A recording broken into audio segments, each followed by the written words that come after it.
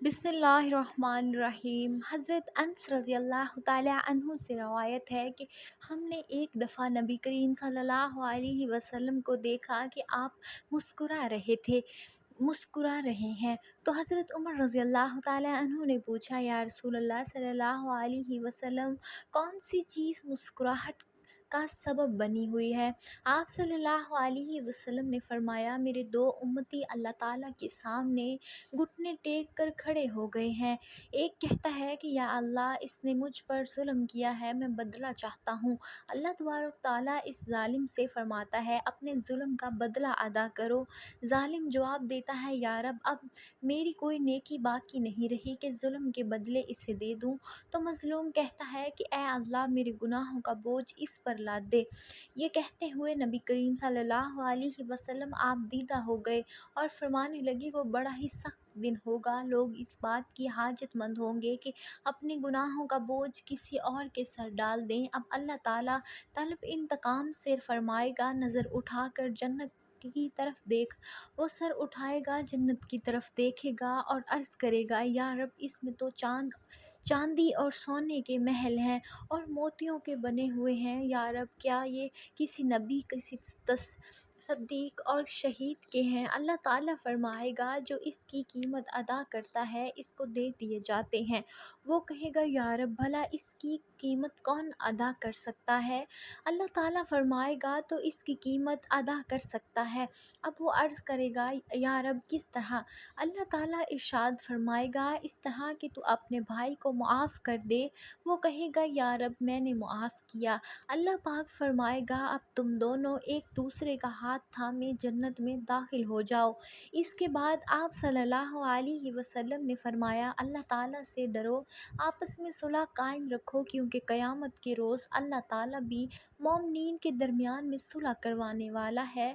بے شک حضرت ابو درداء رضی اللہ تعالی عنہ سے روایت ہے کہ رسول اللہ صلی اللہ علیہ وسلم نے فرمایا، کیا میں تمہیں روزے، نماز اور صدقے سے بڑھ کر افضل درجات کے اعمال نہ بتاؤں؟ صحابہ کرام رضوان اللہ علیہم اجمعین نے کہا، کیوں نہیں اے اللہ کے رسول صلی اللہ علیہ وسلم؟ آپ صلی اللہ علیہ وسلم نے فرمایا، آپ کے میل جول اور رابطہ کو بہتر بنانا اور اس کے برعکس آپس کے میل جول اور رابطہ میں پھوٹ ڈالنا دین کو موڑ دینے والی خصلت ہے۔ حضرت سہیل بن سعد رضی اللہ تعالی عنہ روایت کرتے ہیں کہ بنی عمر بن عوف کے چند لوگوں کے درمیان کوئی جھگڑا تھا۔ آپ صلی اللہ علیہ وسلم نے اپنے چند صحابہ کے ساتھ ان کے درمیان صلح کرانے کے لیے تشریف لے گئے۔ نماز کا وقت آ گیا اور نبی کریم صلی اللہ علیہ وسلم تشریف نہیں لائے، تو حضرت بلال رضی اللہ تعالی عنہ آئے اور انہوں نے اذان دی۔ پھر بھی نبی کریم صلی اللہ علیہ وسلم تشریف نہیں لائے، تو حضرت بلال رضی اللہ تعالی عنہ حضرت ابو بکر رضی اللہ تعالی عنہ کے پاس پہنچے اور کہا کہ نبی کریم صلی اللہ علیہ وسلم رک گئے ہیں اور نماز کا وقت آ گیا ہے کہ آپ نماز پڑھائیں گے؟ انہوں نے کہا، ہاں، اگر تمہاری خواہش ہو۔ چنانچہ تکبیر کہی گئی اور حضرت ابو بکر رضی اللہ تعالی عنہ نے نماز شروع کر دی۔ اتنے میں رسول اللہ صلی اللہ علیہ وسلم صفوں کو چیرتے ہوئے داخل ہو گئے، یہاں تک کہ پہلی صف میں پہنچ گئے تو لوگوں نے تالی بجانا شروع کر دی تاکہ حضرت ابو بکر صدیق رضی اللہ تعالی عنہ نبی کریم صلی اللہ علیہ وسلم کی آمد پر آگاہ ہو جائیں، لیکن حضرت ابو بکر رضی اللہ تعالی عنہ نماز میں کسی طرح توجہ نہیں دیتے تھے۔ جب لوگوں نے متوسط ہاتھ پر ہاتھ مارنا شروع کیا تو صدیق اکبر رضی اللہ تعالی عنہ متوجہ ہوئے اور نگاہ پھیری تو رسول اللہ صلی اللہ علیہ وسلم کو اپنے پیچھے دیکھا۔ آپ صلی اللہ علیہ وسلم نے ہاتھ سے ان کی طرف اشارہ کیا اور حکم دیا کہ نماز پڑھائیں جس طرح پڑھا رہے ہیں۔ حضرت ابو بکر صدیق رضی اللہ تعالی عنہ نے اپنا ہاتھ اٹھایا، اللہ کی حمد بیان کی، پھر الٹے پاؤں واپس لوٹ گئے، یہاں تک کہ صف میں داخل ہو گئے اور نبی کریم صلی اللہ علیہ وسلم آگے بڑھے اور لوگوں کو نماز پڑھائی۔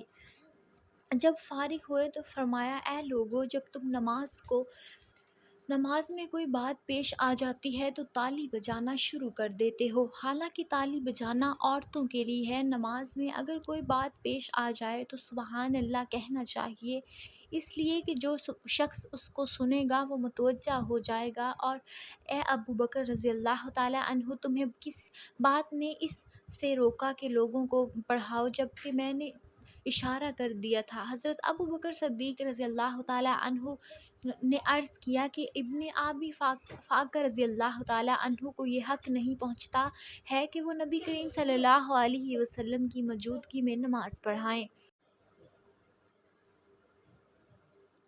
سیدہ عمرہ بن عبد الرحمن سیدہ عائشہ رضی اللہ تعالیٰ عنہ کا قول نقل کرتی ہیں کہ رسول اللہ صلی اللہ علیہ وسلم نے دو جھگڑے کرنے والوں کی آوازیں دروازے پر سنی جو بلند ہو رہی تھیں۔ ان میں سے ایک دوسرے سے کہہ رہا تھا کہ مہربانی کر کے کچھ قرض معاف کر دے، اور دوسرا کہہ رہا تھا کہ واللہ میں نہیں کروں گا۔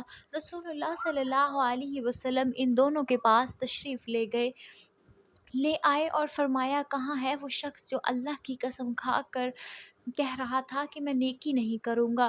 اس نے عرض کیا، میں ہوں یا رسول اللہ صلی اللہ علیہ وسلم، وہ میرا ساتھی، جو چاہیے میں اسے معاف کر دیتا ہوں۔ سیدہ ام کلثوم بنت عتبہ رضی اللہ تعالیٰ عنہ سے روایت ہے کہ انہوں نے بیان کیا کہ میں نے رسول اللہ صلی اللہ علیہ وسلم کو فرماتے ہوئے سنا کہ وہ شخص جھوٹا نہیں جو جھوٹی بات پر صلح کرانے کے لیے کہہ دے، بشرط یہ کہ نیت اچھی ہو، مثلاً دو آدمیوں میں رنج ہو اور یہ ملاپ کرانے کی نیت سے کہے کہ وہ آپ کے خیر خواہ ہیں یا آپ کی تعریف کرتے ہیں۔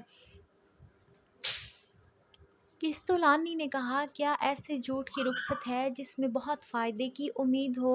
امام مسلم رحمۃ اللہ علیہ کی روایت میں اتنا زیادہ ہے کہ 3 جگہ جھوٹ بولنے کی اجازت ہے، ایک تو لڑائی میں، دوسرے مسلمان میں آپس میں میل جول کرانے میں، تیسرے اپنی بیوی سے۔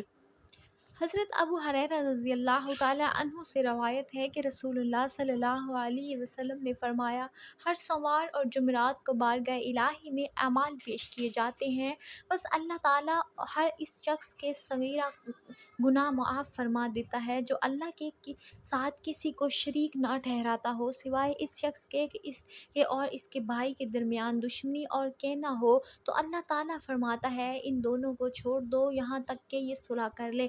آخری بات، امام ارازی رحمۃ اللہ علیہ کہتے ہیں، اللہ عز و جل کو سب سے زیادہ وہ قدم پسند ہیں جو مسلمانوں میں صلح اور باہمی تعلقات کی اصلاح کے لیے اٹھیں۔